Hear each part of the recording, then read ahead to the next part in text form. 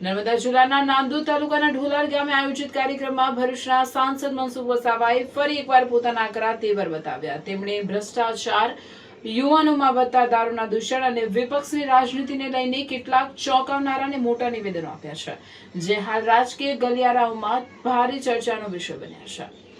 સાંસદ મનસુખ વસાવાએ ઢોલાર ગામમાં નવનિર્મિત ગ્રામ પંચાયત ભવનનું હજુ સત્તાવાર ઉદ્ઘાટન પણ થયું નથી, ત્યાં જ તેનું બાંધકામ જર્જરિત થઈ ગયું હોવાની બાબત સામે આવે છે। આ નબળા અને લોટ પાણીને લાકડા જેવા બાંધકામ અંગે સાંસદ મનસુખ વસાવાએ ખુલ્લેઆમ નારાજગી વ્યક્ત કરી હતી। જો કે તેમણે આ નબળા બાંધકામનો સીધો દોષ નરેગા યોજના પર ઢોળતા કહ્યું કે નરેગા હેઠળ થતા કામોની ગુણવત્તા બરાબર નથી હોતી।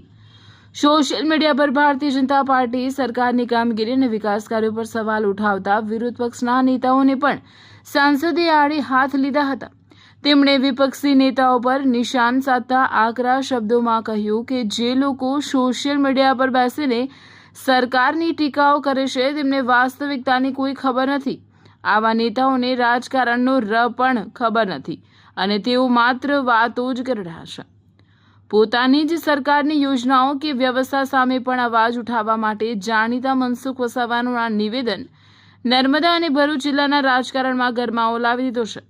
એક તરફ સરકારી બાબુઓને ભ્રષ્ટાચાર સામે તેમનો આક્રોશ દેખાયો તો બીજી તરફ વિપક્ષ અને સમાજના દૂષણો પર પણ તેમને આકરા પ્રહારો કર્યા છે।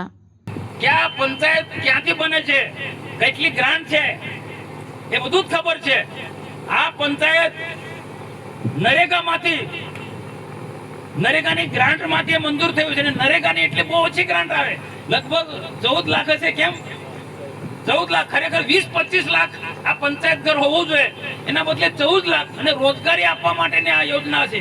રોજગારીની સાથે સાથે આ ક્યાંક સ્કૂલો બને છે, ક્યાંક પંચાયત ઘર બને છે, ક્યાંક આંગણવાડી બને છે અને બાકીની જે ગ્રાન્ટની જેમ આ વધારે ઓછી ગ્રાન્ટ આવે 14 લાખમાં। એટલે કેવું સ્વાભાવિક છે કે જમીન કાઢી છે એને બેસી ગયું, ભાઈ જવાબદારી હિતેશભાઈને નથી કે પંચાયતની નથી, ગ્રામ પંચાયતની નથી, નરેગા વિભાગના એન્જિનિયરની જવાબદારી છે। ભાઈ તિરાડ પડે તો શું જોયું તમે?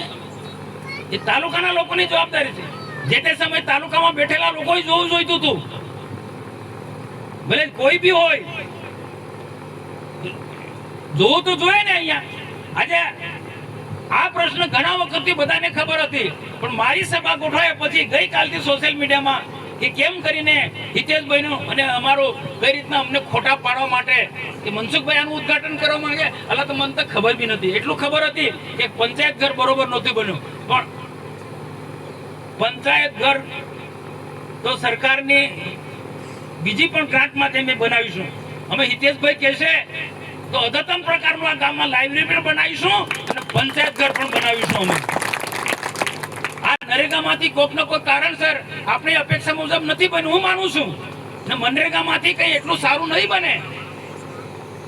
મનરેગામાંથી એટલું આ ખુલાસો એટલા માટે કહું છું, કેટલાક લોકો આનો ખોટો પ્રચાર કરી રહ્યા છે, પણ ખોટા પ્રચારમાં ગામ લોકો નહીં આવતા, જરા પણ નહીં આવતા।